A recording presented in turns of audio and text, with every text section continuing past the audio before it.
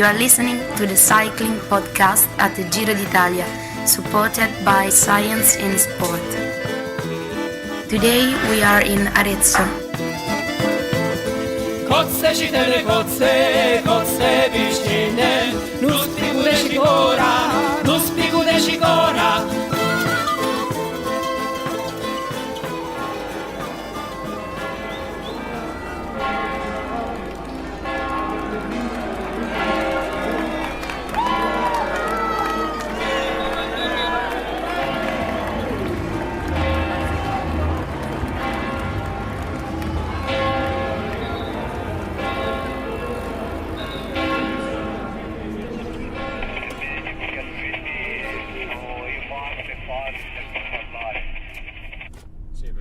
Dimmi Moreno. Dimmi qualcosa, cosa faccio? Giro? Sì, passa con loro lo stesso. Passa, fa così tranquillo. Ok. 2:30, por el momento fa lo mismo lo stesso che le altre.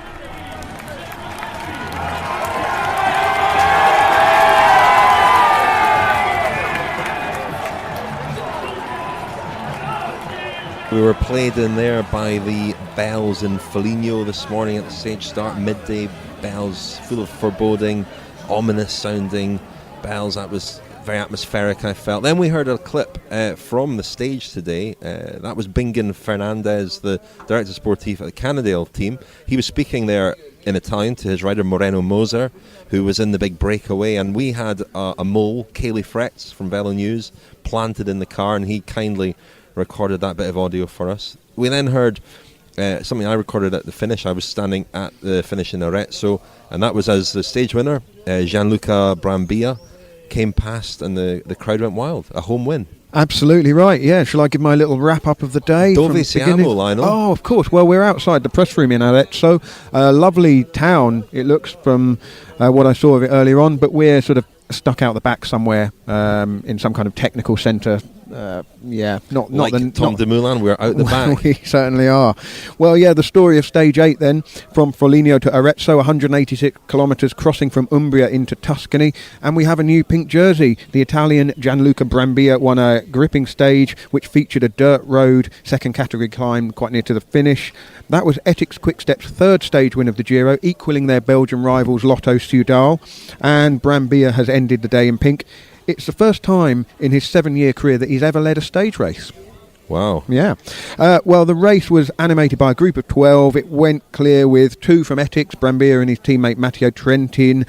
Matteo Monteguti of AG2R was there, so was Moreno Moser, as you mentioned, Rich, from Cannondale, and Alessandro De Marchi of BMC. And as soon as we heard those names, we thought that's got a chance of going to the finish. They had 3.5 minutes when they reached Arezzo with 28k to go, and then they had to do the big loop. And it was on the dusty Alpe di Poti where all the action happened. Up front, Monteguti went clear, and then Brambilla, who was third at Strada Bianchi, not that far from here, in March. Also, another race held on these dusty roads.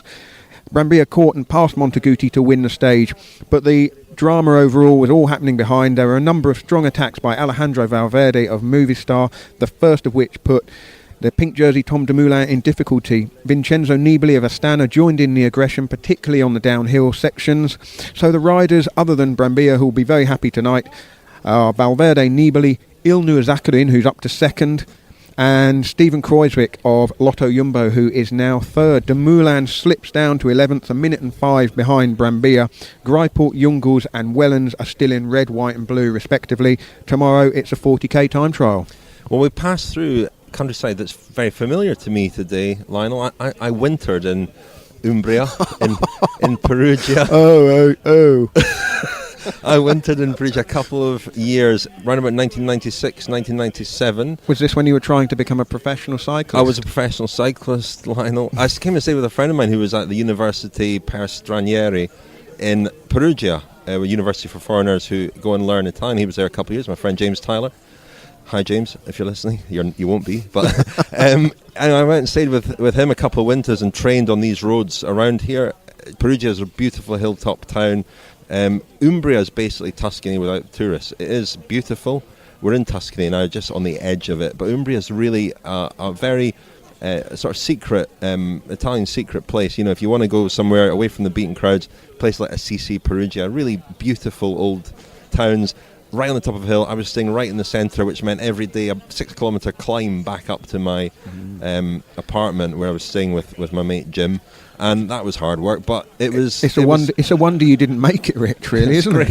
It was great. I really loved it. It was the winters here were sunny but cold, you know, perfect weather for cycling and great fun. So it was we drove right past Perugia, brought back all these memories flooding back. We also drove right past Arezzo this afternoon, didn't we? We had a bit of a mishap. Our first mishap of the Giro. What a mishap it was. Well, it was. I mean, it always happens on the days that appear to be so simple. We had quite a short drive in comparison to the marathons of recent days, and we just didn't turn off the motorway at Arezzo as we should, and we had to go past it. Well, it got worse, didn't it? Because the next turn-off was 20 kilometres up the road. We drove for 20 kilometres in stony silence, came off at the next slipway. I thought you took it well, Yeah, really. no, we weren't, it wasn't too bad. Paid to come off the road, went round the roundabout, paid to get back on, and then took the wrong slip road and ended up going the wrong way again. We were heading towards Florence at one point. Another 15 kilometres, and then it was... and when we got here, horrendous. there was no buffet left, or the buffet had shut down and gone, so I've not had any lunch. I've not eaten off for breakfast. a couple of slices of pizza. Well, you did, but I was watching the race here in the press room, and what a race it was. I mean, we're going to talk about that. It was a cracking race, wasn't it? It was really good. One of those days when the action splits into two very definite parts, and the TV coverage really works on days like this because you get to see the break, and the gap is big enough between the two that you can see the breakaway go over the climb, and then you can watch the GC riders, and we got really good shots of the GC riders. And we went over attacking. the Strada Bianchi, the white roads of Tuscany, which are, you know, famous from the eponymous race, Strada Bianchi, which Gianluca Brambilla was unlucky not to win this year. That was like, I put it to his director sportif Davide Bramati, that was like a dress rehearsal. And let's hear from Bramati now. I spoke to Bramati at the finish. A perfect day for you. Yeah, not only it's not for me, it's for the team. We are a team today. We are very happy because Brambilla won stage, and then he take a pin jerseys from Italy. I think everybody from Italy have the dream to take the pin jersey. We saw him at Strada Bianchi. He was very strong there. Obviously these roads suit him. Was that a sort of dress rehearsal for this stage? The Strade Bianche, he did a very, very good read for 75 Ks, and then we lost Strade Bianche at 300 meters to go because we found strong riders, Cancellara, but today I think it's better today with the stage at the pin jersey, and then we think for next year for Strade Bianche again. He would swap Strada Bianchi for this, you think? Yeah, no was the same, but was only one climb, and he did a very good job. The team did a perfect. Also behind, we protect Bob, and the Trentino in the front did amazing work for Brambilla. As an Italian, there's a big Italian contingent in the team. It must be a very special day. Yeah, sure. We are here 3 Italian riders, and then some people of the staff, and sure tonight we enjoy the pin jersey. The celebration, maybe some Chianti. Bob Jungels is riding extremely well and rode again well today. What do you expect from him at this Giro? Is it about learning? For him, he needed to learn because it's the first big tour. It's the first time to be leader in the team, and then he needed to learn a lot. But we have a time. He's young. Sure, we heard him. He's the name in the future for a long time. I think some people expected Davide Formolo to take the young rider's jersey a couple of days ago. Are you surprised at how he's been riding so far? Yeah, I think Formolo in the first week in the Giro, I think he had some problem, but we have had again in the front a lot climb, and then I think now will be easy, but sure we will do our best for try to win the white jersey. And maybe the pink jersey. Yeah, pink jersey I think will be the big dream, but I don't think so. But we enjoy the jersey tonight. And you'll enjoy following the pink jersey in the time trial tomorrow. Yeah, sure. I'm the sport director, I'm Italian, and sure I follow Brambilla. Thank you very much. Thank Cheers. you to you. So that was Davide Bramati talking about Brambilla. There was lots of celebrations at the Ethics Quick-Step Bus, huge Italian contingent there, not just riders but staff as well. Going right back, it's sort of the remnants of Mappa in a way, isn't it? Joined up with the Belgian team run by Patrick Lefevre, and now it's we're watching a very near miss there for a car. Slightly off-putting, but yeah, they were obviously extremely happy. He mentioned Bob Jungels as well, who did lose a little bit of time today, but is still riding extremely well. Before we go on, just a little nugget from the start, because I think some of us were expecting Fabian Cancellara to perhaps be up there today. He's looked a bit stronger the last couple of days. I overheard him at the start chatting to a Dutch rider from Lotto Jumbo. The Dutch rider had obviously asked him whether he was going to, be up there today, and he said no, not today, but maybe tomorrow, i.e. for the time trial. And I suppose that these two stages potentially suited Cancellara. He said this morning that he was saving it for tomorrow. Well, yeah, if he's been sick, he might be pushing his luck to try something today and hope to still have legs tomorrow. But let's talk about Brambilla, the first Italian pink jersey of this Giro d'Italia after a German and Dutch stranglehold on it so far. As I said before, it's the first time Brambilla's actually led a stage race in his 7-year career. He's won races before, and he has had a good spring, as he said, third in Strade Bianche there. But you may also remember him from quite an amazing incident on the road in the Vuelta at España 2 years ago. He and Ivan Rovny of the Tinkoff team were both kicked out of the Vuelta mid-stage for some really unseemly jersey pulling and fisticuffs. And if you remember Brambilla riding alongside the camera, thumping his chest and, blowing kisses to the camera, having been disqualified while the race was still going on. What struck me as interesting was that Ivan Rovny is riding here as well. So I wonder how Rovny feels about Brambilla's. It was an on-bike fight, which is preferable to an off-bike fight, because we see when cyclists get off the bike and start fighting each other with their cleated shoes. It's very embarrassing, isn't it?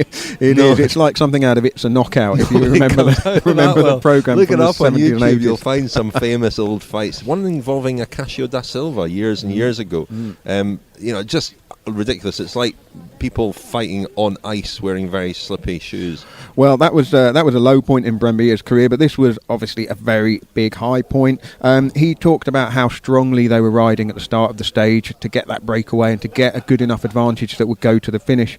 And obviously with the climb, the Alpi di Poti, coming not that close to the finish, so it's still a long way to go. Left himself with a lot to do, didn't he? A lot went to do. Early and, and he made the point that when Matteo Monteguti was up the road, Brambilla said that Monteguti was either going too hard or he knows the climb better than me. And as it turned out, Monteguti was probably going too hard, because Brambilla timed his move pretty well, got over the top, and then it was a pursuit race between those two Italians, and he's done very well. A little round of applause from the Italian journalists for him in the press conference. I'll tell you which what, is always Daniel can talk about this a little bit. The Italian, I'll keep my voice down here because we're surrounded by Italian journalists, but they're a disgrace. They were taking selfies yesterday with Tom Dumoulin. They were doing the press conference. Yeah, they were doing that again. I mean, it's extraordinary, isn't it? Not something we'd ever engage in, is it? No, you say that, but of course we wouldn't. I mean, you're not here to take selfies with riders or ask for autographs, and you see that happening a lot here. I know Daniel's spoken about this before. It's different over here, though, isn't it? There isn't the same sort of. It doesn't feel to be the same distance between journalists and the people they're covering. Brambilla was obviously asked, with his advantage that he's got, which isn't all that big, how he fancies himself for the time trial tomorrow. And he did point out that 2 years ago, 2014, there was a very similar time trial at Barolo, where it was up and down, left and right, and he was fifth in that time trial, behind Rigoberto Urán, who won it. Diego Ulisi was also up there. Cadel Evans was still riding then, and Rafa Maica. So although Brambilla was 1:53 behind Urán that day, which obviously shows that he's not going to keep the pink jersey tomorrow unless he pulls out something remarkable. Well, I was at the finish in Arezzo, and I was standing beside a woman who was in floods of tears, and I assumed it was Brambilla's partner who was overcome by emotion. Turned out, I think it was Monteguti's girlfriend who was genuinely sad. So that the tears were coming from a sad place rather than a happy place. Well, in a stage race like this, Rich, for every winner there has to be 188 losers, or however many riders we've still got left in the race. Roughly about that, yeah. Shall we talk a little bit about the overall picture today, because that was fascinating. A real shake-up there. Tom Dumoulin struggled badly, was isolated. We'll talk about him. And the other Dutchman who emerged at the front today, Steven Kruijswijk, in the next part, will be joined by a Dutch journalist for that. So let's talk about the other guys. I mean, Valverde was very impressive, went really early on the climb. First time he's really showed his hand. Yeah, and when he showed his hand, he didn't disguise anything, did he? He went hard.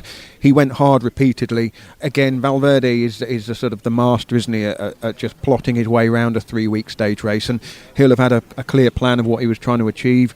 And I think it's shaken it up to the extent that we now know who the sort of half dozen or so contenders are going to be. I mean, you run through them, it's going to be Zakharine, Kruijswijk, Valverde, Nibali, Chavez, Uran, Maika, possibly Pozzovivo and Landa. And Landa did well because Landa was initially dropped and he got out of jail, really scrambled his way back up to that group. Miraculously, he was with Dumoulin for a bit, I think, and I don't really know how he got up to that group, but he did, and that was an exceptional ride. It was an exceptional ride because he could have found himself in exactly the same boat as Tom Dumoulin, which was leaking water, wasn't it? What it really sums up now is that we have got a cracking race because no one really looks that much stronger than anyone else at the moment.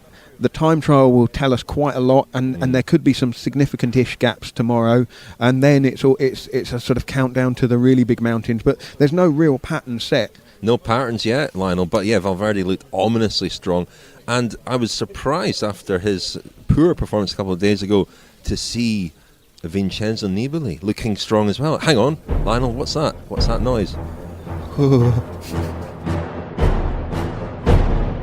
Finalmente potei baciarla come un uomo bacia una donna, donarle una rosa e prometterle che nessuno mai ci avrebbe separato. I could finally kiss her like a man kisses a woman, give her a rose and promise her that no one would ever pull us apart. Eurosport, the home of cycling. Eurosport are sponsoring us at the Giro d'Italia. I had to think about what race we were at there for a second. They're sponsoring our daily Pédaleur de Charme award. Yes, we had Bob Jungels. Didn't manage to get a t-shirt to him today, but I've been promised I will have an audience with him tomorrow. He's still riding very well. There was an overwhelming support today for Gianluca Brambilla, a rider we've already been talking a lot about. This award shouldn't just go to the guy who's won, but he gets it for wearing a very cool cap on the podium, not a baseball cap, but a proper cycling casquette.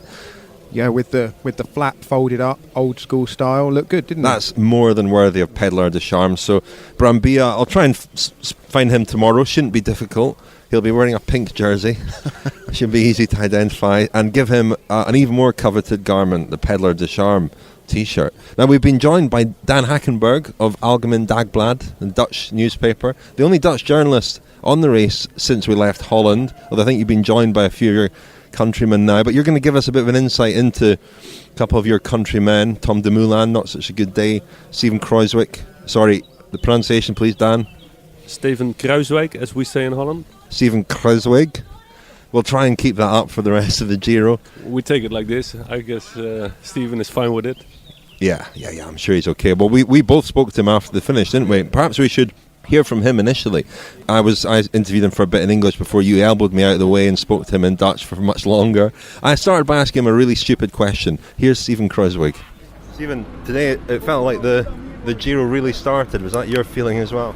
No, it started for me last Friday already. So you must be pleased with your performance today. Yeah, of course. I was hoping to be in the front, and today was the first real test. Not a real test, but with the downhill you cannot lose contact with the favorites. So I was hanging on there, okay, and they managed pretty well in the front. Didn't get into trouble, so for me it was a good day. How impressive was Valverde? He seemed to do a lot of damage on the climb. Yeah, he started pretty early straight on the gravel, and but all the guys tried to follow, and he was pulling pretty hard. He made a strong performance today, and also in the downhill and Nibali. But then at the finish, I know who to watch. And were you surprised to see Dumoulin lose contact today? He was pretty strong, but as he said before, maybe this climb is maybe a little bit too steep for him, and I don't know. He already announced a little bit that he was not in his best shape uphill. I think maybe today was a little bit too much for him. So that was Stephen Kruijswijk. I don't think he liked my first question. It was a stupid question, but we all ask stupid questions from time to time. Well, in the heat of the moment, you've just grabbed a rider as they come over the finish line. Sometimes words sort of evaporate from your head, don't they, Rich? My adrenaline was high. You know, I was high on the stage just having finished, and I hadn't perhaps calmed down enough. Like my teachers used to say in Holland, stupid questions doesn't exist. There are only stupid answers. So thank you for your support, Dan. What did he tell you, Stephen? Stephen, most of the time, talks in understatements, actually. But I asked him at a certain point, my last question was, Stephen, if you look at the first 8 days of this Giro, I can only think that we got maybe 2 or 3 constant factors over here.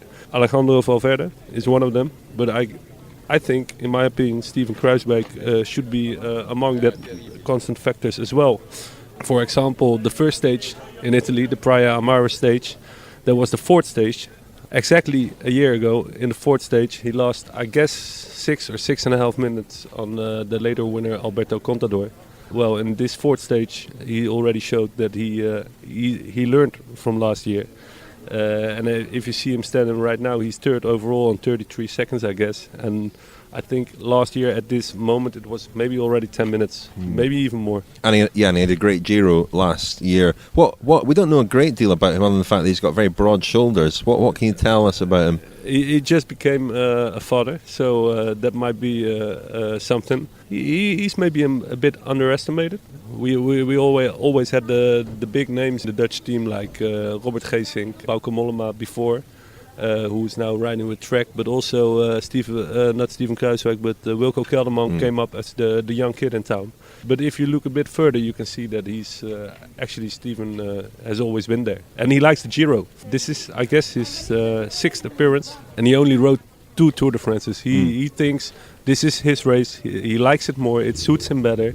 He likes the unexpected riding over here, and that's when you see, what you see today. He didn't leave Valverde a single moment, maybe in the last part of the climb, but he was always there, and he knew the guy to watch. So that's, I think, good for Stephen to see.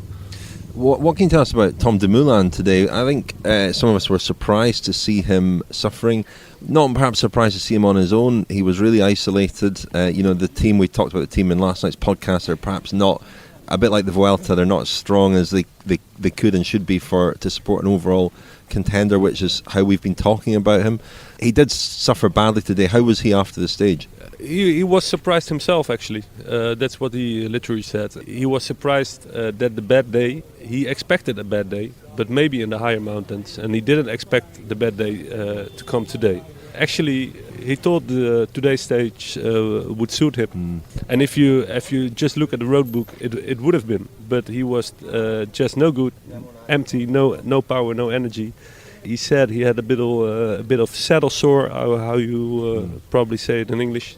But he didn't want to use too much excuses. He was just not good at not the right time. And what's he expecting for the time trial tomorrow? Because obviously he came into this Giro saying it was all about the time trial stages. Then in the last day or two he starts to talk about the overall, and then it goes pop. Put the hex on himself, didn't he? Yeah, and still he said we go back, we scale back, or we go back to plan A, and that's the time trial. On the other hand, he was realistic as well. He said, if I got today's legs, I won't win it. On the other hand, you could still see, you could see in his disappointment, he was a bit of ambivalent. That's probably how I should pronounce it.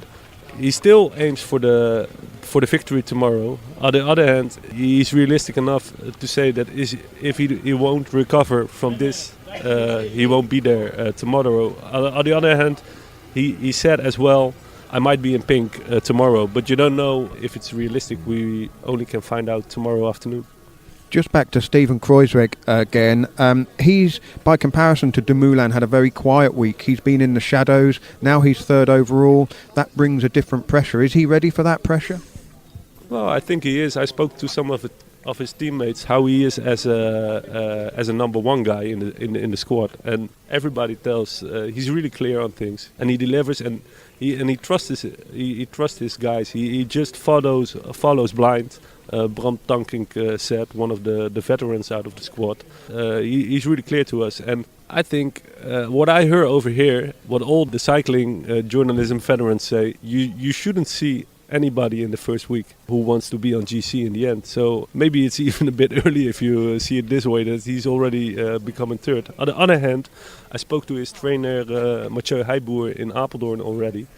He wrote a really good prologue, and his trainer told me that he's a sort of grown with his TT bike. I just saw the standings of last year. He became 5th in the long time trial last year. The only GC guy he had to pass was Alberto Contador, who took over the pink jersey at that day and didn't give it away anymore. So that tells something as well. And that TT was even, I think, 10 or 20k longer than what we have tomorrow. We had a fantastic start in the Netherlands. Obviously, that was big news. How's the Giro being received back home? You say you're the only journalist from the Netherlands who's come over to Italy. Now the more reporters are arriving. But what's the kind of anticipation? Because it's been so long since the Dutch have had a Grand Tour champion. I think Zoetemelk in 1980 won the Tour de France. That's the last time? That's the last time. And Breukink made it to the podium 2 times over here in the Giro, Erik Breukink. Let me first respond on this one as a personal point of view. I'm not here only for winners. I'm here for the story. So today we had, the last 8 days, we have seen the rise and fall of Dumoulin. So even the fall, it's hard. It's maybe hard for Dumoulin, but today's fall is also part of the story. And I really enjoyed as well Brambilla's win today. I think it was a Italian top 3. I guess they were longing for something like this as well. We had a Ulissi win stage 4, but I think it's always good when you ride the Giro d'Italia that an Italian guy is in pink. But let me get back to, of course, Dumoulin was big news in Holland, especially when he got the pink jersey back. I'm wondering, I guess maybe if I don't have to stay for Tom Dumoulin, I will have to stay for Steven Kruijswijk over here. So we're not done yet. So I think you're going all the way to Turin, Dan. I wouldn't worry about that. It might be. My girlfriend would not be so happy with it, and the boy at home neither. But the work has to be done. I always tell them there are also fathers who are working on a oil platform, and if I would be a baker, then I had to get up every morning at 3 o'clock, and that wouldn't be funny as well. So. This is far less glamorous, I think. It is indeed.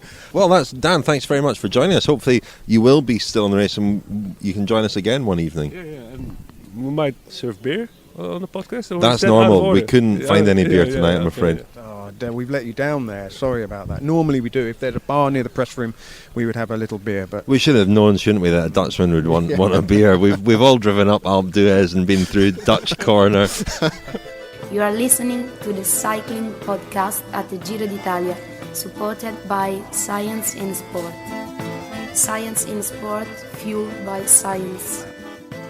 Thank you very much indeed to Science in Sport, and they are offering podcast listeners 20% off. If you go to scienceinsport.com and enter the code SIS20, SIS20, you can get 20% off all Science in Sport products, which is a real bargain.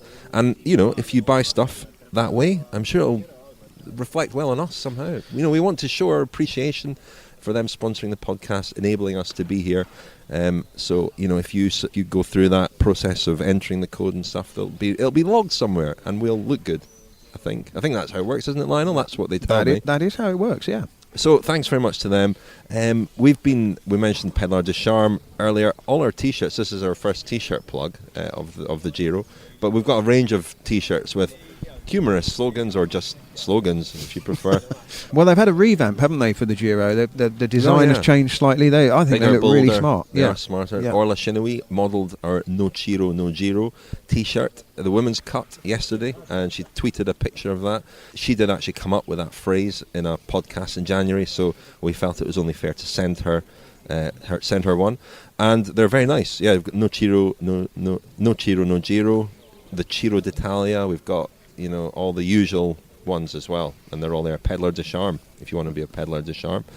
And any other business, Lionel? What else do we have to talk about? Events of today's stage have really overtaken this, but this morning I was outside the Lotto Soudal bus. They've come off the back of a hat-trick of stage wins, 2 for Greipel, either side of a win for Tim Wellens. Fantastic week for them.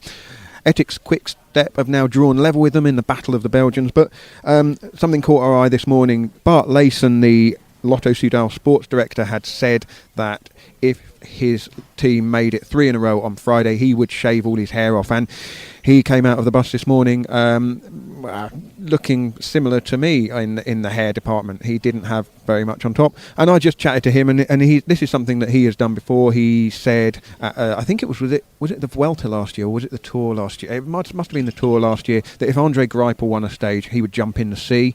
I asked him what he would do if Lotto get in the sea. If Lotto Soudal made it 4 in a row today, and he said he'd get the Gillette razor out and take his hair down to absolutely nothing, just skin.